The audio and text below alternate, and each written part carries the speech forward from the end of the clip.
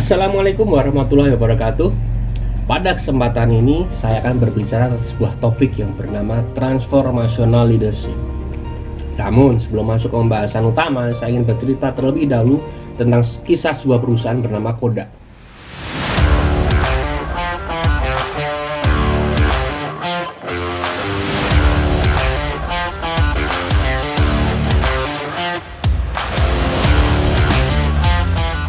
Di akhir milenium kemarin, siapa sih orang tidak kenal dengan Kodak? Kodak pada masanya pernah menjawarai pasar kamera analog.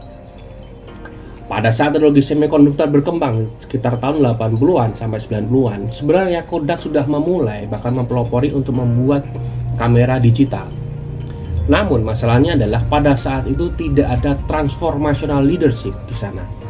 Yang ada adalah transactional leadership. Transactional leadership merupakan kepemimpinan yang didasari atas stick and carrot, di mana disiplin dijalankan dengan perintah, aturan, dan jika ada karyawan berprestasi, maka akan diberi reward. Hanya seperti itu saja, tanpa ada perbaikan di sisi organisasinya. Organisasi hanya diperbaiki sedikit demi sedikit, yang tadinya pakai mesin ketik, kemudian pakai PC, komputer. Ruangan semula kipas menjadi ber-AC. Hanya seperti itu saja. Tapi perilakunya, bisnis modelnya, bagaimana organisasi bergerak, bagaimana orang-orangnya, tidak ada perubahan mindset di sana. Nah, saat dibuat kamera digital di perusahaan Kodak tersebut, karyawan Kodak banyak yang melawan. Karena pada saat itu sebagian besar karyawannya adalah lulusan teknik kimia.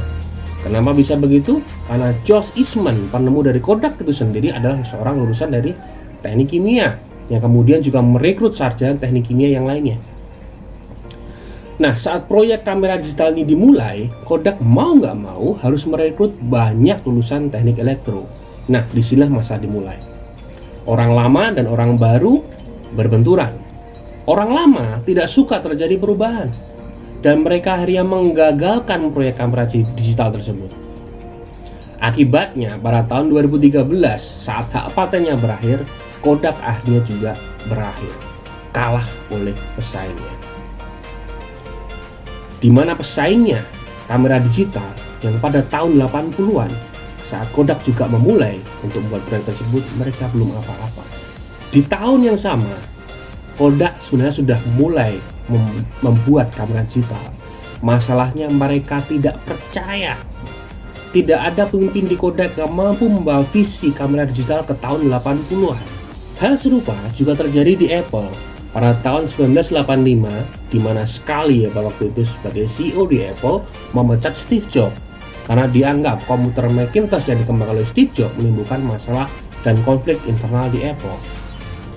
Dan sejarah akhirnya membuktikan bahwa setelah Steve Jobs keluar dari Apple, perusahaan ini mulai memasuki era kegelapannya. Sebelum akhirnya di tahun 1997 Steve Jobs kembali ke Apple dan memulihkan kembali perusahaan Apple. Ketidakmampuan untuk melihat yang terjadi di masa depan bisa berakibat tidak adanya perbaikan dan pengembangan dalam berbagai hal, terutama perbaikan dalam organisasi. Metode-metode lama akan terus digunakan sehingga tidak mampu menyesuaikan diri dengan perubahan, dan akhirnya organisasi itu semakin melemah dan mati. Cerita tentang Kodak dan Apple ini menunjukkan pentingnya transformational leadership. Apa itu transformational leadership? Transformational leadership didasari oleh kemampuan melihat visi ke depan dan menghadirkannya ke masa sekarang. Transformational leader sangat diperlukan terutama jika masa depan itu berbeda dengan sekarang.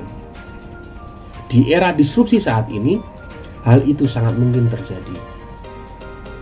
Untuk menjadi seorang transformational leaders diperlukan 4 hal. Yang pertama, seorang transformational leaders harus memiliki visi yang baik tentang masa depan. Harus memiliki pandangan yang jelas akan kemana organisasinya dibawa. Mampu membawa visi bersama dan menginspirasi pengikutnya. Salah satu contoh yang bisa menggambarkan ini adalah Martin Luther King Jr.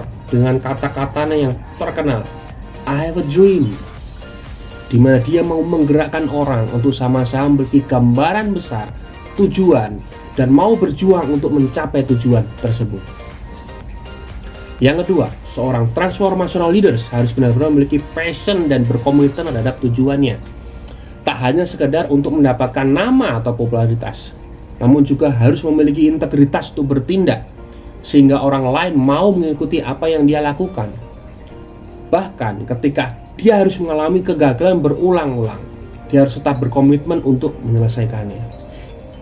Seseorang yang memiliki passion, antusiasme, dan motivasi yang kuat akan secara alami menularkannya ke orang-orang di sekitarnya. Ingat, tidak semua orang siap dengan perubahan, walaupun perubahan itu ke arah yang lebih baik. Pasti ada saja orang yang tidak mengendakinya. Karena perubahan itu dalam prosesnya berarti ada ketidaknyamanan baru, karena tidak berjalan seperti biasanya. Yang ketiga, seorang transformational leaders harus bisa meningkatkan kemampuan pribadinya dan juga meningkatkan kemampuan pribadi dari timnya. Bahkan bisa memastikan kemampuan timnya bisa mengikuti bahkan melebihi kemampuan dirinya. Dan juga bisa mengubah seorang follower menjadi leaders dan mencetak lebih banyak leaders. Dia harus bisa berinteraksi dan berkomunikasi yang baik dengan timnya dan mampu memahami kebutuhan dan motivasi dari timnya. Yang keempat, seorang transformational leaders harus bisa kreatif. Dia harus bisa mencari ide-ide baru, mencari cara-cara baru, jalan-jalan baru. They challenge business as usual. Tak hanya itu, seorang transformational leader juga bisa memberikan ruang untuk timnya meningkatkan kreativitas mereka, mampu mengeksekusi ide-ide mereka dan menumbuhkan kreativitas dan jalan-jalan baru. Semua kemampuan di atas adalah kemampuan ideal yang dimiliki oleh seorang transformational leaders. Namun, apakah kita sudah bisa menjadi seorang pemimpin seperti itu? Jika jawabannya belum, maka setiap bagian yang lemah harus kita asah dengan baik melalui latihan demi latihan. Ingat, seorang Steve Jobs sebelum dipecat oleh Apple pada tahun 1985 juga pernah mengalami masalah ketika dia tidak bisa memahami kebutuhan dari timnya dan berikan tekanan besar terhadap timnya sebelum akhirnya mampu mengupgrade dirinya menjadi seorang pemimpin yang lebih baik. Seorang Martin Luther King Jr. juga berlatih berkali-kali sebelum akhirnya dia bisa berbicara dengan sangat fenomenal dan inspiratif yang dikenang dunia dan mampu menggerakkan Amerika menjadi lebih baik. Demikian materi saya sampaikan. Terima kasih. Assalamualaikum warahmatullahi wabarakatuh.